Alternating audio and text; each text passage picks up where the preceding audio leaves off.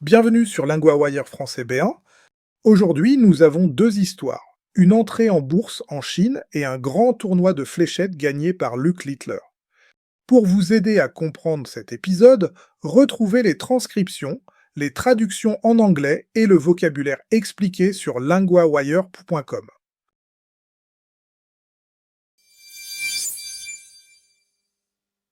Pour la première histoire, on va parler d'un titre qui a vraiment surpris les marchés. Charlotte, vous êtes avec nous pour l'économie. Oui, et le chiffre clé, c'est plus qu'un 170%. L'action de CXMT a bondi dès ses débuts à la bourse de Shanghai. Pile 470%, c'est énorme. Donc l'entreprise vaut maintenant beaucoup plus qu'avant. Oui, sa valeur boursière est montée à environ 3,3 billions de yuan, soit environ 487 milliards de dollars. Cela en fait la société cotée la plus précieuse de Chine continentale. Et ce succès arrive alors que les actions technologiques baissent dans beaucoup d'autres pays, si je comprends bien. Exactement. Le contraste est fort. Cette entrée en bourse a eu lieu malgré une forte vente de titres technologiques dans le monde ce mois-ci. CXMT fabrique quoi, au juste? On parle de puces pour l'intelligence artificielle? Oui, l'entreprise fabrique des puces DRAM. Elles servent dans les centres de données pour l'IA, mais aussi dans les téléphones, les PC et les tablettes. Donc ce n'est pas seulement une histoire de finance, c'est aussi lié à la demande en technologie. Tout à fait. Quand la demande de puces d'IA monte, les producteurs de ces composants attirent les investisseurs. On sait ce que l'entreprise veut faire avec l'argent levé?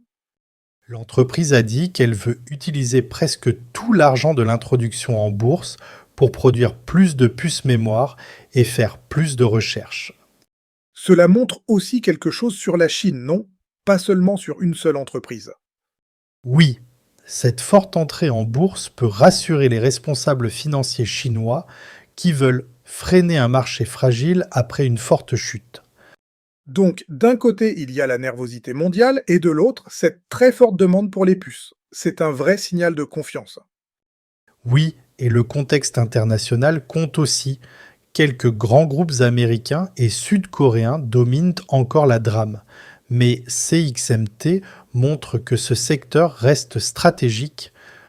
Et le fait que cette société soit devenue la plus précieuse de Chine continentale en bourse envoie aussi un message politique et économique fort.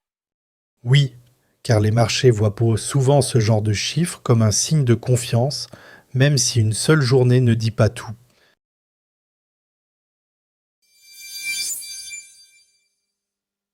Passons au sport maintenant. Hugo, vous suivez ce tournoi de fléchettes pour nous. Oui, et Luke Littler a défendu son titre de façon très nette à Blackpool. Il a battu Gerwyn Price 18-9 en finale du World Match Play. 18-9, c'est une victoire large. Et il garde donc son titre. Exactement. Et il entre aussi dans un petit groupe fermé. Il devient seulement la 4e personne à gagner le match play 2 fois de suite. C'est le genre de détail qui donne tout de suite du poids à sa victoire. Il n'a que 19 ans en plus. Oui, et ces chiffres sont impressionnants. Toute la semaine, il a fini avec une moyenne de 111,04. C'est mieux que le record de Phil Taylor, 106,31. Et en finale, il a été encore meilleur si je me souviens bien. Oui, il a fait une moyenne de 111,53 en finale. Il a aussi battu le record de Taylor, 111,23 contre Adrian Lewis en 2013.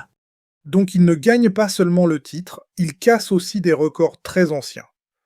C'est ça. Il a dit que c'était une semaine folle et l'une des meilleures de sa vie. Mais il a aussi dit que ce n'était pas facile. J'aime bien cette idée. De l'extérieur, tout semble facile, mais sur scène, la chaleur et la pression changent tout. Oui, il l'a dit clairement. Dans un grand stade, avec la pression du public et l'enjeu, chaque leg compte vraiment. Et au niveau de l'argent et du classement, cette victoire change aussi sa place.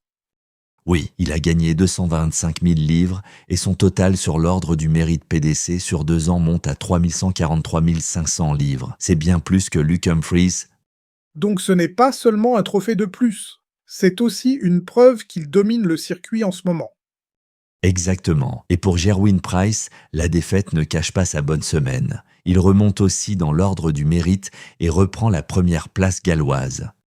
On voit bien le contraste du sport pro. Un vainqueur bat des records et un finaliste progresse quand même au classement. Oui, et c'est ce qui rend ce tournoi intéressant. Une finale peut changer beaucoup de choses, pas seulement pour le vainqueur.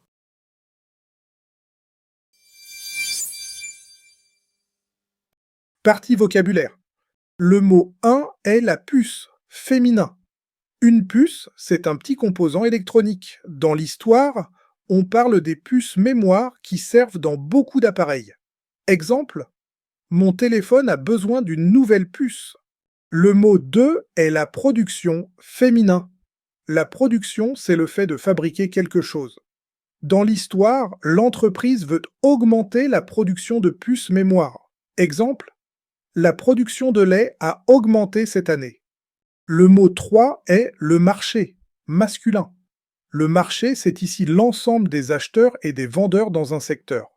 Dans l'histoire, on parle du marché mondial de la drame. Exemple, le marché du café change vite. Partie grammaire. Titre, vouloir plus infinitif. Règle, on utilise vouloir plus infinitif pour parler d'une intention ou d'un projet. Exemple 1, l'entreprise veut utiliser la plus grande partie de l'argent. Exemple 2, elle veut utiliser cet argent pour augmenter la production. Répétez, je veux utiliser.